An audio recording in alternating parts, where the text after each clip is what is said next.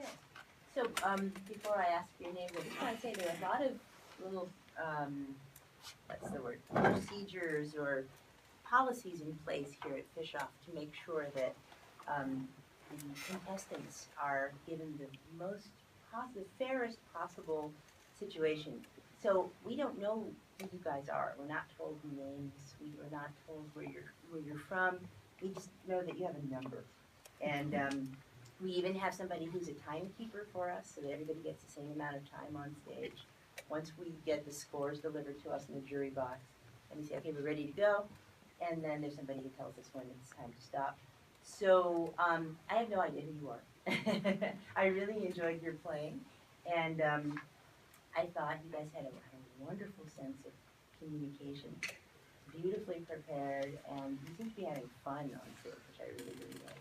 Why don't you tell us who you are? Let's start with you. I'm Megan, and I'm from Maryland. Megan from Maryland. Yeah. You're all from Maryland? Yeah. Cool, okay. I'm Caleb. Caleb, nice to meet you. Abigail. Abigail. Okay. Megan, Caleb, and Abigail. Great. So what would you guys like to work on today? We have almost a half hour. What would you like to work on?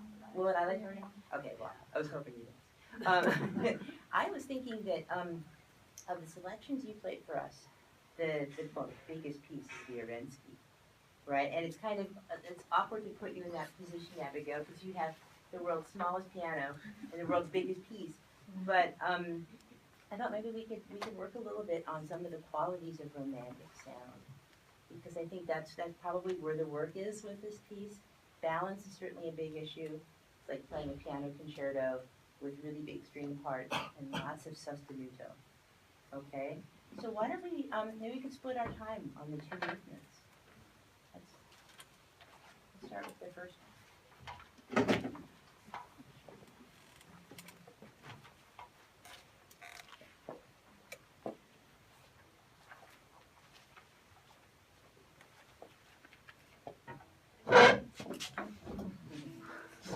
A little jumpy.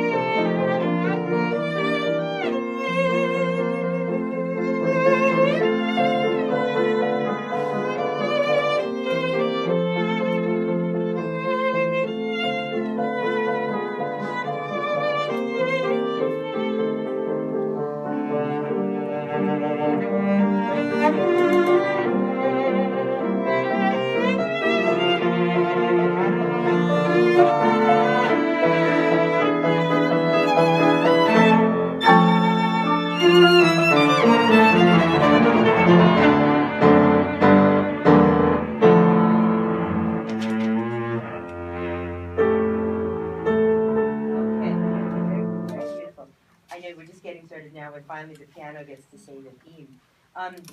This is kind of introductory in feel. Would you agree? Yeah, violin initiates it and the cello completes the idea. And I think just from a balance perspective, Abigail, even with this little piano, when the violin goes away from the G string is great. The outer strings on our string instrument are fantastic. They really project well, but it's those inner strings. So when she leaves the G and goes to the D and the A, be careful just to try to be a little bit string sensitive. It's asking a lot because you're already playing 50 million notes, right? But let's just play it very openly and see if you can, as her line rises, give her a little bit more space acoustically.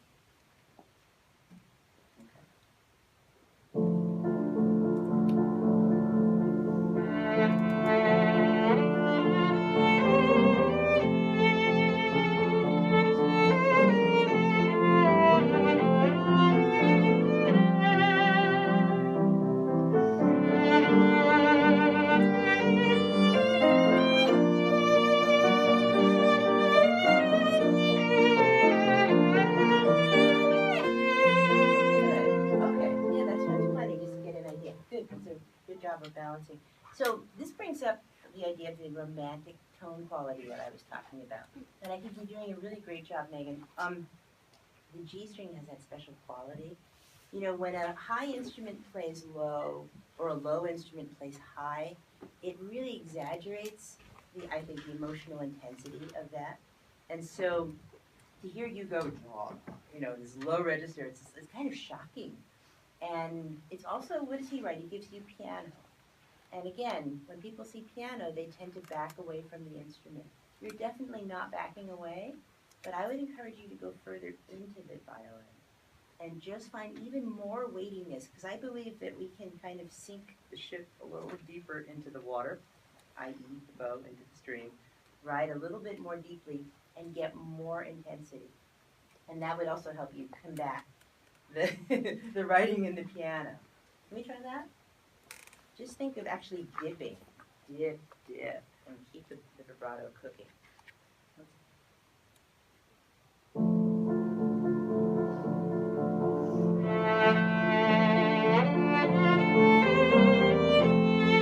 Yes, okay. I have to say, right away, it sounded more, it sort of grabbed me by the throat. It's like, you're going to listen to this. Now, if you could get the vibrato cooking before the bow starts to move, I think you'd really have something special. Okay? So the vibrato's warming up.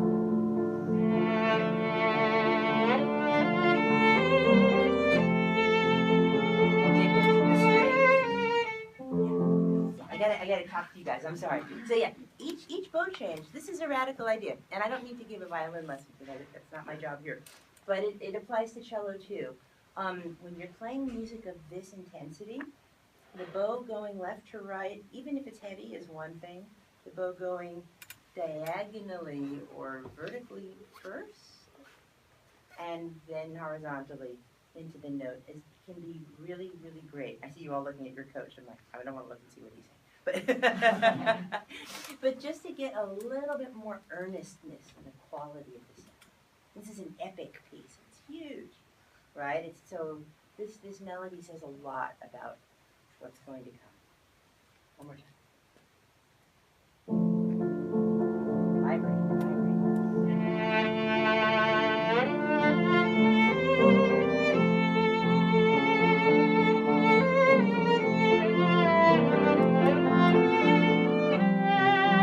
Good, and here, deeper.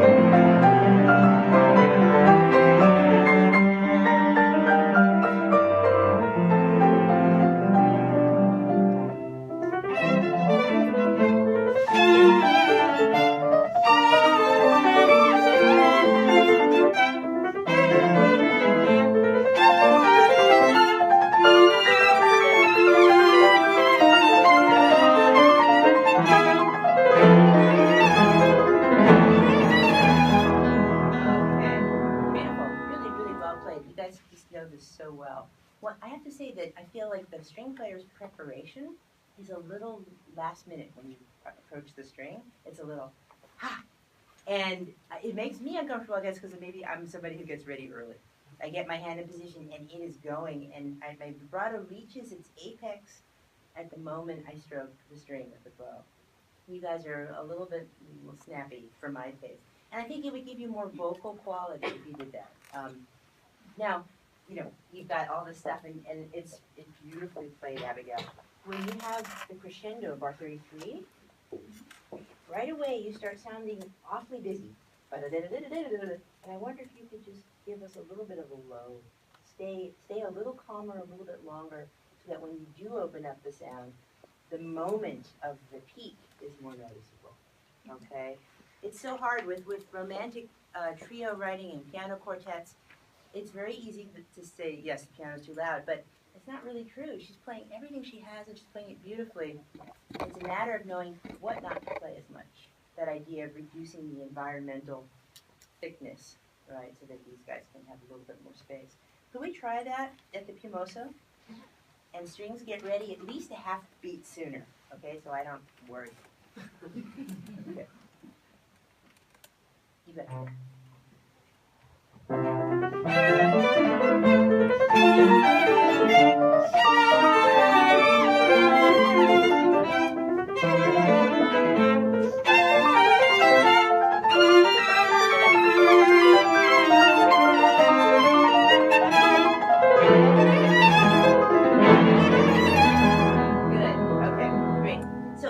We actually recorded this in January, and so these issues are all very ripe for me because we just went through these same conversations.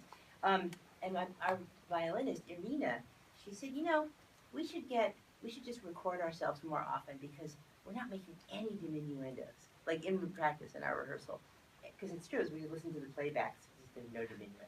So, and I hear Arensky kind of anticipated the problem, and Abigail 31, he wants you to go away. Right? So you're incredibly prominent in 30, and then you have to kind of escort the music down. And I would do it more rapidly and take it farther down. It's a really hard thing I'm asking for her to do. It's extremely virtuosic writing, and that's another level of virtuosity, controlling the levels. Let's do the same thing again. Strings, I'm still nervous.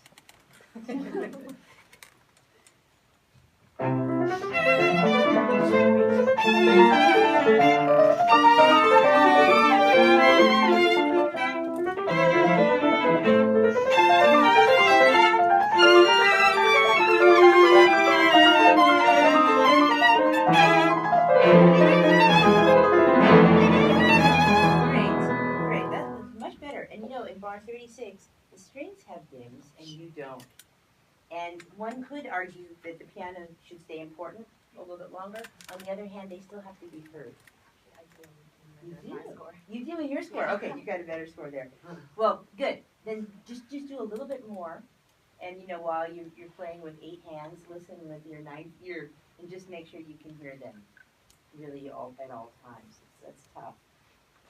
Another issue that comes up when you start to think about balance and romantic sound, it's you know, the quality of the sound. So here's piano's way out of my jurisdiction, but you wouldn't want to hear me play the piano, I tell you.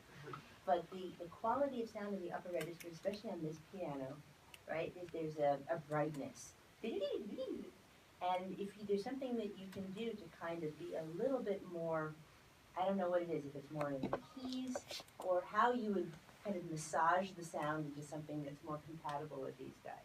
Can we try it one more time and just see what you come up with? Same place. Pimoso.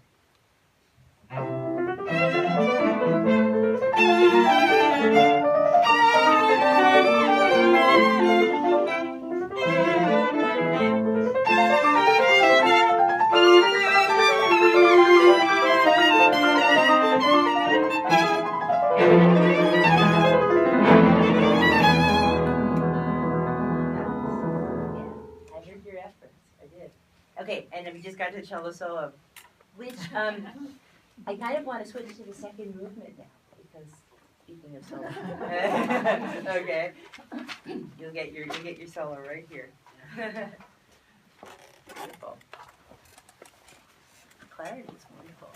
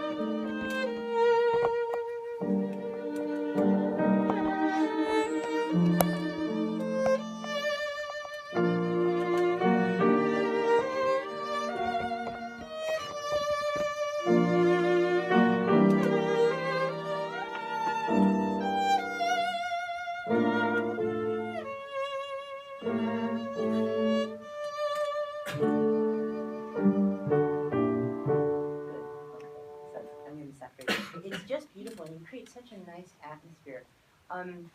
This is a topic that came up a lot yesterday for groups that play slow movements. Just like the softness issue, where you don't back away from the instrument. When you play a slow movement, yes, it's slow, but the direction within the phrases becomes even more important, right? And not only does that affect the flow of the music, I think it affects the flow of the bow. And I think when it's done well, there's a sense of motion moving through everything. Sometimes I had the feeling that the bow was being trapped in the tempo. And so there are definitely different ways to handle this. At the beginning of this is so beautiful how you play this. Arinsky gives the cello an accent and the violin, and she has it too. Yeah. So because of the nature of the piece, it wouldn't make sense to do a big cowabunga on the downbeat, but I would say to draw the bow a little faster on those and make sure the vibrato escorts the bow. Yeah. So there's an advance. Can we try that?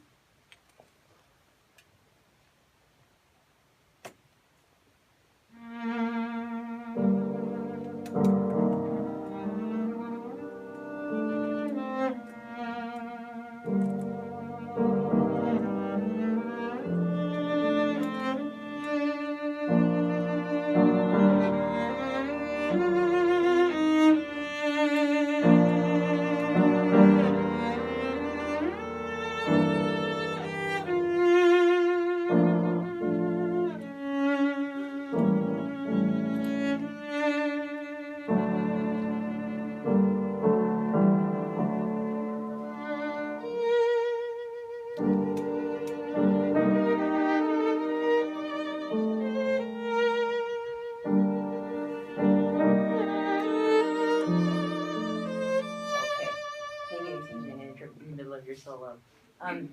Just like we were doing in the first movement, I would take everything and just lay it down a little bit more, or perhaps even play a little closer to the bridge. Some of the most exquisitely soft moments can happen at the bridge. We think of the bridge as the amplifier, but it's actually the place where the bow can move more slowly. So usually when I need more bow, I kind of instinctively make my way down there, or I create more resistance by weighing down my arm. Doesn't have to get louder. It just means you have more control options. Let's just play a couple of bars of your solo and a couple of bars of your solo, okay? And then we'll get into some more of the piece. From the beginning, yeah. And just closer to the bridge and a little heavier bow.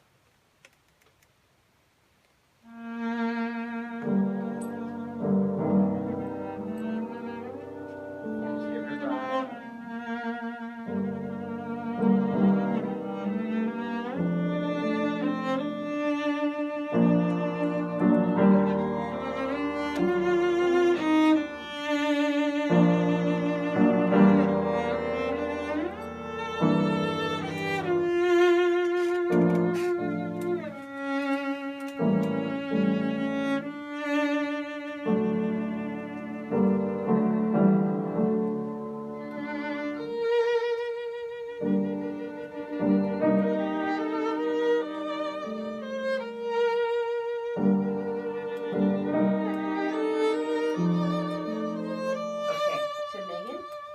I'm going to give you a chance to play your whole solo.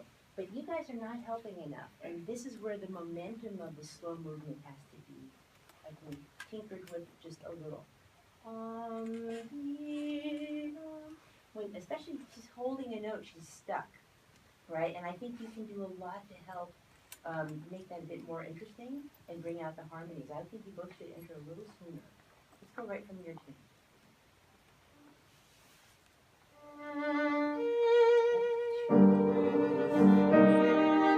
Follow your hairpins forward. 1.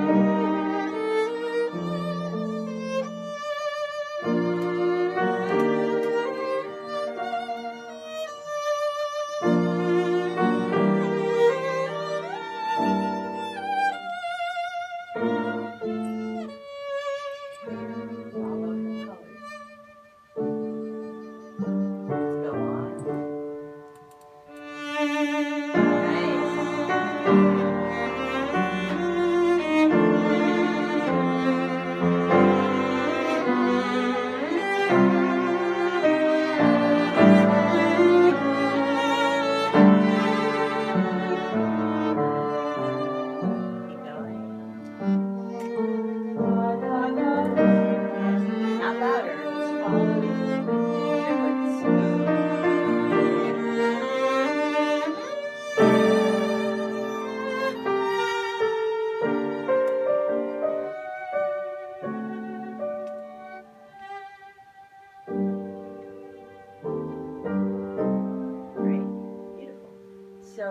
we're talking about a lot of things. We're talking about tone color, we're talking about saving bow, we're talking about motion and momentum. And I think a lot of the times when we talk about rhythm, that's where I'm going next, we think about a metronome, we think about not rushing, all these important things. But rhythm is more than that. Rhythm is the character of a rhythmic figure, a gesture. I think the best rhythm is highly gestural, and it's really rich in character. So when you play that lovely accompanying line, da da dee da da da, again, it's a scale, it's got direction as a trajectory, it's a triplet. Triplet by nature suggests motion to me. Okay, and I feel a little bit like you guys are counting together. Da da da da da. I mean, you're not playing it unmusically, don't get me wrong, but the music is lasting the durations it's supposed to last, instead of having the sound quake and grow through that time. It's a subtle difference, but to the listener, it makes a long piece, or why is it over so soon? It really makes a difference. You understand what I'm talking about? Yeah? Let's go on a little bit to this B section, and I have a feeling we're going to have to wrap up. The B section is a dee da dee da dee da. Breathe together. Remember that.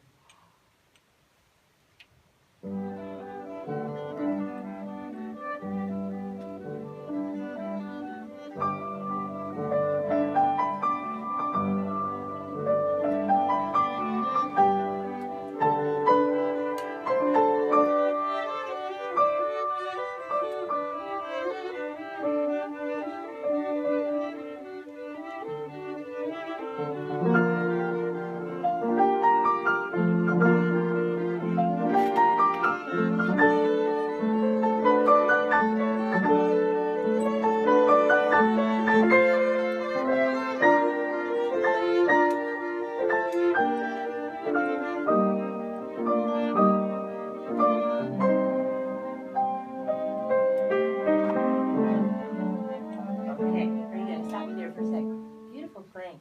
What are you guys thinking about while you're playing? Waves. Waves, beautiful. Yeah, definitely wavy stuff. What else are you thinking about? It's like a murmur kind of. It's very murmuring, yes. And I love the fact that you're not playing like overly articulated, so it's really atmospheric. What else? What are you listening to? You're listening to the piano. There we go. Good. Okay. So do you ever practice, listen for everybody in the room, do you ever rehearse in such a way that you play your melody in a piece of chamber music exactly the way you want to, no matter what the other people are doing? Do you ever shut them out? I know it's such a bad thing to say out loud. Do you ever do that? Yeah. Yeah. Every now and then it can be a useful technique for practice. For Abigail to play that just the way she imagines it should be, and for her not to worry about you in the least. And you guys to stick to her completely. Okay? Can we try that one more time? Make sure you follow her dynamics and her momentum.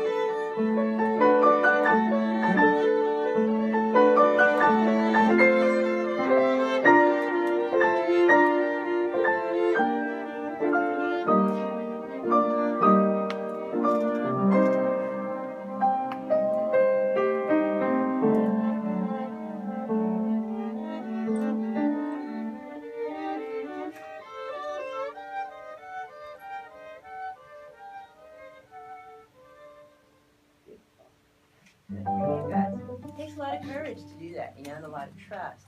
But I think it's a really neat exercise. And I have to say, the two of you sound so beautiful when you open up the bowing just a little bit and allow for a bit more bow flow. It's like it really starts to sparkle. So, very nice. Do you have any other questions or spots that you want to go over? It's such a little bit of time we have together. Yeah.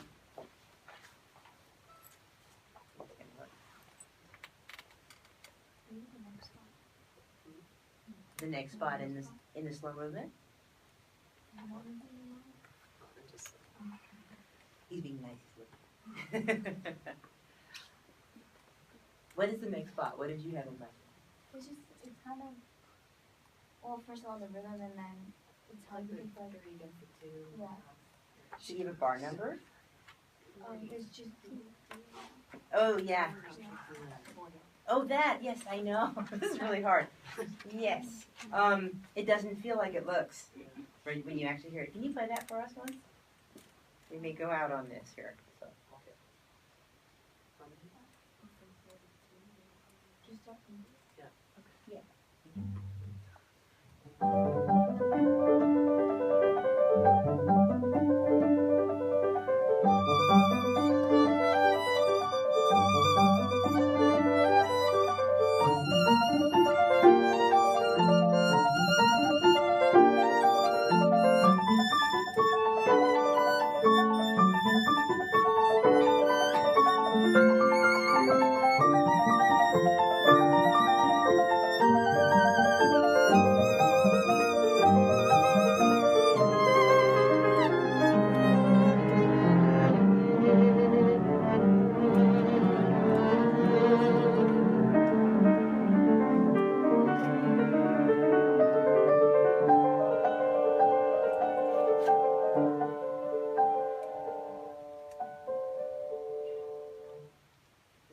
Okay, beautiful.